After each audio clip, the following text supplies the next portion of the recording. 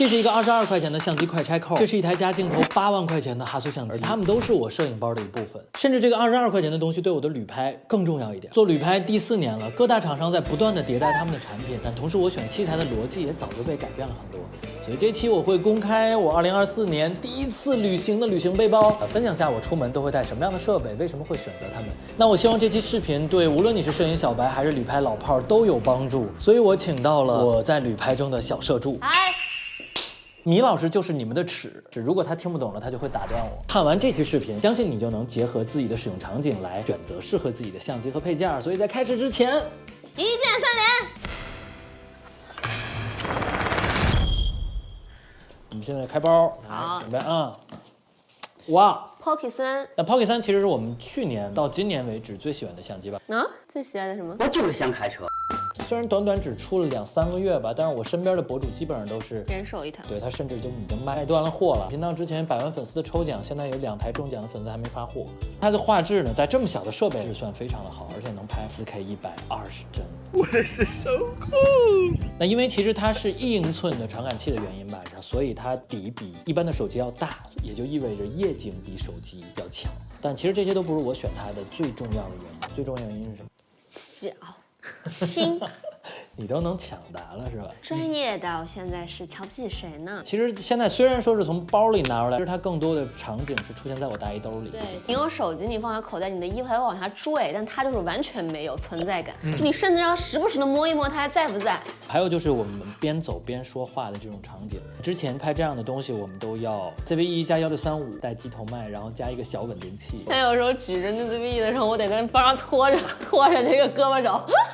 现在就是真的拯救我的胳膊的，无论是续航还是录音，其实整个用起来的存在感相对而言是比较低的。如果拿这个去拍路人，攻击性是没有那么强的，还会被很多人搭讪，然后问这是什么东西。一个就是我跟我最喜欢的皮包匠人去学做皮包的时候，我这个东西就放在旁边，然后小花就一直在旁边。Score。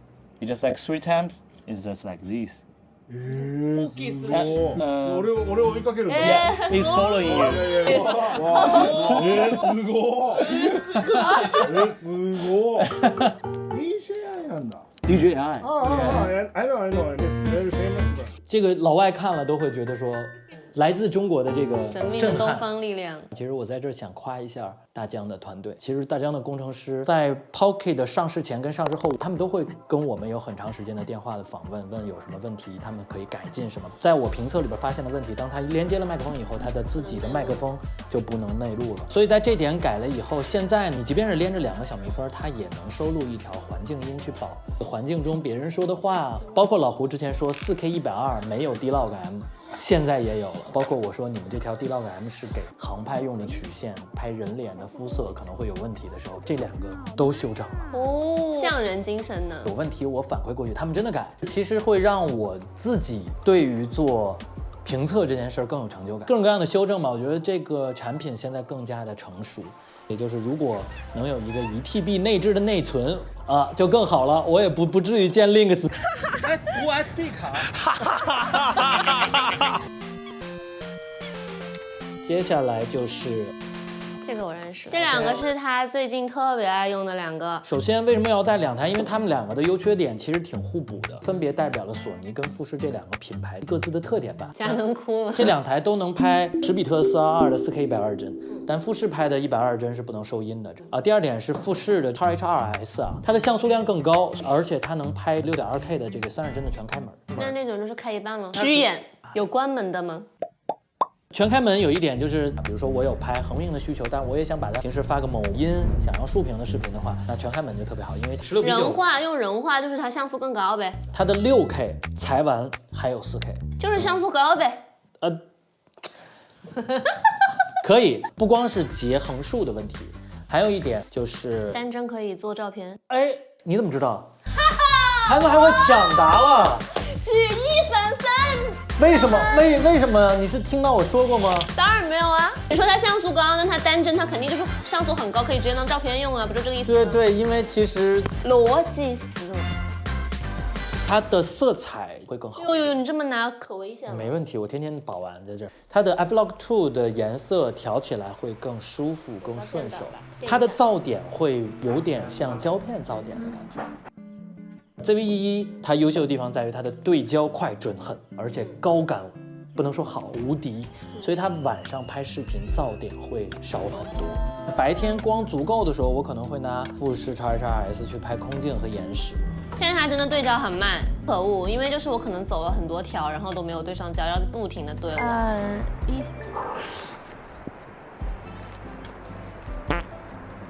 就是容错率太低了。索尼的对焦比它好太多太多了。当我拿这台机器的时候，明老师会主动的说：“哎，我拿这个给你拍点镜头。”好。哇，这索尼的焦真不错。好不容易有好的光的时候，万一没有给它拍好，就我也会很失落，它也会很失落。X-H2S 我还专门买了一个长焦头70-300，然后我拍那个猴子的时候，哪怕开了动物眼对焦，也会很多焦点会虚。后来我们去拍水獭，去拍卡皮巴拉，我就都带。卡皮巴拉，卡皮巴拉，卡皮巴拉，卡皮巴拉，卡皮巴拉，卡皮巴拉，卡皮。X-H2S 是残幅，所以我们扫街的时候会带一个。残幅是什么？你看啊，你看这块底，你再看这块底，啊，你会拆吧？你看这两块底，像这种小底呢，它的镜头会更小。比如说我们经常挂机的镜头，你就会带这个2.3就很轻了。但是其实虽然它是全画幅，但这台机器会比这台机器轻很多很多。上等效相同的焦段跟镜头，其实总体重量上是差不多的，因为全画幅的镜头更重，残幅的镜头更轻。这两台机器在一根周屋拍到一个角度的画面啊，而且都是只是套了同一个厂商，就 Phantom 厂商的这个还原 log。你能看出区别吗？如果你完全看不出区别，请无脑充索尼，因为色彩差呢，后期还能调，但焦点没了，那就真的是完全用不了了。那新西兰所有的画面全部都是 ZV-E1和 Pocky。如果你有拍照的需求，或者说你不想调色，想玩胶片模拟，而且可以克服对焦，我觉得可以选择富士。如果这两台相机我只能带一台的话，你猜我会带哪一台？对，我会带 A7C2。渣男嘛，因为它毕竟有3300万的像素，它既能拍照又能拍视频，而且对焦还快。那缺点就是它的4K 60帧是裁的啊，所以其实你看，没有一台机器是完美的，只有把它放在合适的地方，才能发挥它最大的功效。你拿出来这一台的时候，我感觉刚刚跟你全部白讲了。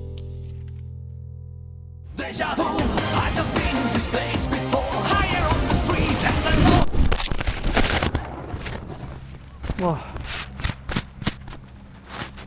你没事吧 ？Action 4。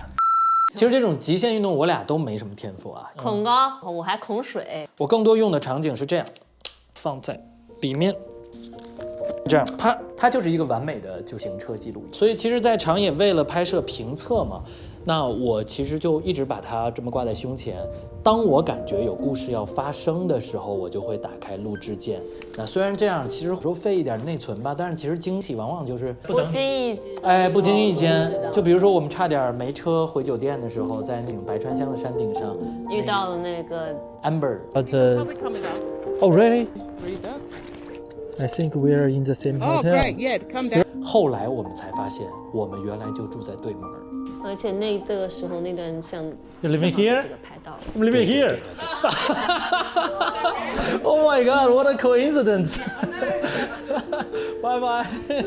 当然啊，它的底比 Pocky 3要小一点，但其实它的规格是一样的，可以拍10比特。如果你们有多机位匹配需求的话，10比特是比底大小更重要的。上一期结尾的时候，我每个跑向米老师的画面就是用它拍的。你像我跑来的时候，特别像那个小孩，就身上挂了一个那个父母给他挂的那个。但很有沉浸感啊！对对对，那个我觉得很多人在那儿会弹幕里会刷很感动，其实就是奔向他的那个画面，让这张照片有了它背后的故事的那感觉。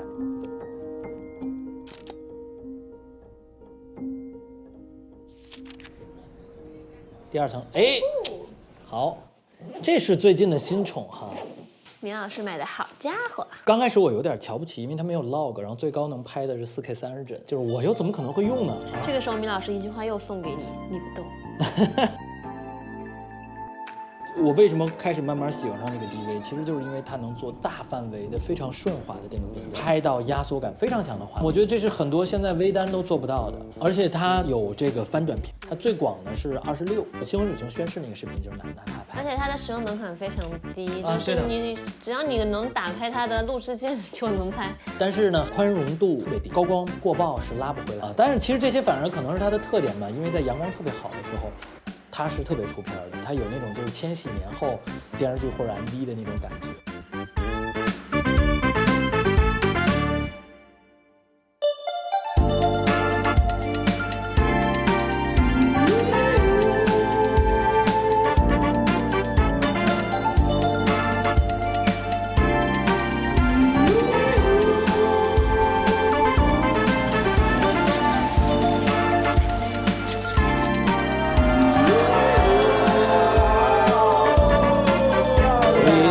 目前觉得每次出去不会每次都带，比如阴天我觉得不会带，因为拍出来画面很 emo 啊。但如果今天阳光明媚特别好，然后我们又不想带稳定器，觉得很适合我们2个人这种兴奋女性。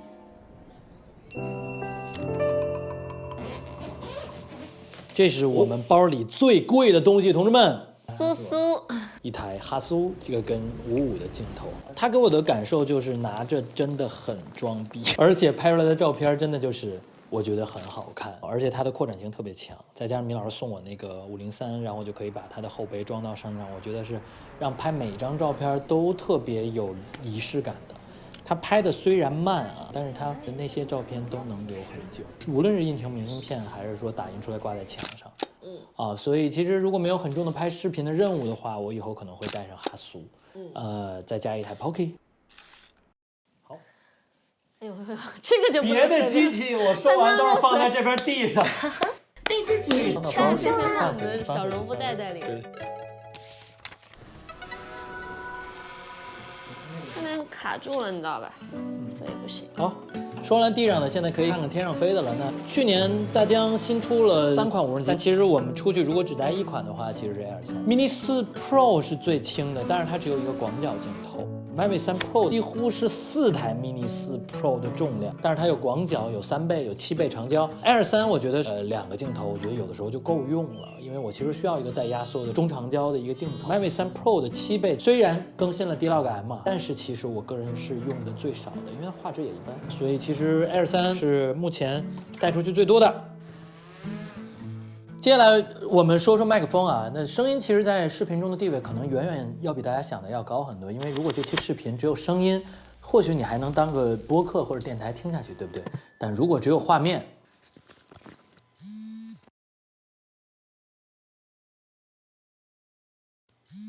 开开。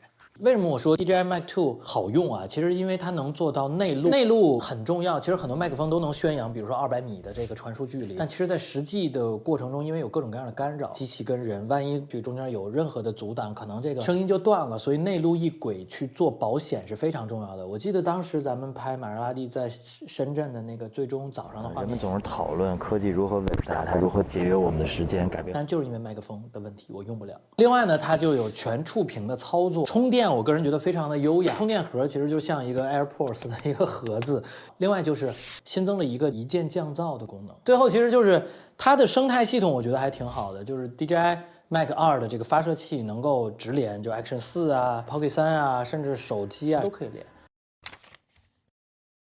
另外就是这款 ECM-S1，包括这一次哈苏这个评测，我们其实是在东京没回来的时候我就剪辑，听到我的配音，其实有很多时候就是拿它后边接一根 Type-C 的线直连手机，然后直接打开就是语音备忘录，我就直接配音了，然后我再 AirDrop 到我的电脑上再开始剪辑。这个只能在房间用吗？你也可以带出去用啊，像个雪糕。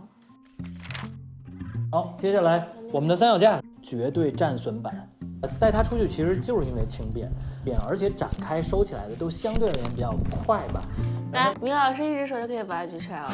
然后它的高度可以到1.5米呢，平时用于拍这个固定机位的岩石。而且它下面有个钩子，可以把包挂在上面，然后让它增稳。包括我们这一次想拍竖屏的照片，看，它就可以竖过来了。有的人就是手机也想保一个机位的话，这还有一个手支架，看。但是呢，像这种三脚架你是没有办法做那种摇镜头的。如果你想在旅拍中实现那样的镜头，可能还是买一个带阻尼的这种液压云台会比较好一点。但是其实那样的轮胎一般都很大，个人觉得不太适合旅拍。其实我现在出门最不愿意带的就是稳定器，很重，而且就是每次使用都要调平。但是如果拍摄的题材是旅拍的话，可能还是不得不带上一个稳定器啊。所以其实我的选择标准就是自身足够轻，这是第一点。第二，能稳住我的相机，操作比较简单。所以 RS3 mini 可能是目前我觉得还不错的选择吧。自重大概是不到1公斤，然后最重能装个2公斤左右的相机。这个让我用起来最不太舒服的一点就是它不能像 RS3 Pro 一样，就是自动的锁轴。所以每次用完这些相机的时候，我都要用手去锁它的3个轴。它的利臂又比较短，所以每次这个放包里都需要把这个利臂收起来，下次用的时候又要重新调平。像我们在城市里逛街，在东京拍摄画面，其实都不会带它，因为大部分的稳定画面我用 Pocket 3加 ZV-E1我都能解决了。这是我的一个滤镜包，都已经战损了，然后里边基本上会带一些我们的黑柔、ND 等等等等。这一层其实我们是我们放电池、配件还有电脑的地方。小扳手，这是平时我甚至会让米老师帮我揣着。大家记得托运哈。对，这个记得一定要托运。莫格的这个小扳手大概100多块钱吧，基本上所有的这个尺寸它都有。然后就是酒精棉，我一般会带挺多的啊，就因为每天都要擦一擦这个镜头啊什么的，还能擦电脑什么的。然后另外就是电动气吹其实是或者专门会有 CMOS 1档，就是 soft 档，它就可以吹 CMOS 了，它不会太重。将你的风吹到了太平洋。然后是相机袋，朋友的对它的品牌，其实因为是手工的皮嘛，其实可能卖的并不便宜，但是蛮好看的。然后另外就是我们所有的相机两边都会有这个巅峰的这个快拆扣，因为它4个大概卖80多块钱，所以它一个的成本就是大概在20多块钱。但是我们所有的快拆扣就会把它啪啪。这个包现在就空了，看，这就是只有我们2个旅拍的时候会带的所有的设备。这个背包本身其实也是巅峰的，我这款包已经买了挺多年了，然后中间坏过一次，还好它可以保修，就是完全给我们换了个新的。这个牌子有一点好，就是终身保修啊，这不是广告啊。对，还有就是这个上面可以直接放到我们箱子的那个把手上面，它就绝对不会跑偏。对，然后比如说你去过安检的时候，像这个包我们出去的时候很沉嘛，过安检的时候你如果拉这儿是拉不了，拉侧面也可以。快过年了，我之前特别喜欢一个纪录片叫《4个春天》，那导演其实是连续4年的春节回家去捕捉父母的一些画面，4年间有一些家庭变故，有一些人生事件等等。之后这个导演买了一点关于电影的书吧，然后边学边剪，大概有250个小时的素材，花了大概1年多剪成了一个大概2个小时不到的电影，拿了好多奖。而他用的相机其实就是尼康的 D800，就是一台只能拍1080的单反。包括陆米仓有一个摄影师，也是因为他把镜头对准了自己的奶奶，然后拍了一个纪录片，我才把他招进来。我那个时候绝对不会问他用的是什么相机，所以其实重要的从来都不是说器材的价格，而是你想记录的每一个当下。设备绝对不是最重要的，就是你拍什么才是最重要的。点我呢？就是以后不要问多少钱了。快过年了，所以记得今年用你手边无论是什么样的设备啊，拍拍，比如说贴春联、做年饭的家人，大年初一也可以给家里拍个全家福，对吧？然后欢迎大家把这些照片晒在我们的评论区里，我也会选几个送出陆米仓的周边，然后陆米仓在这里给各位拜年。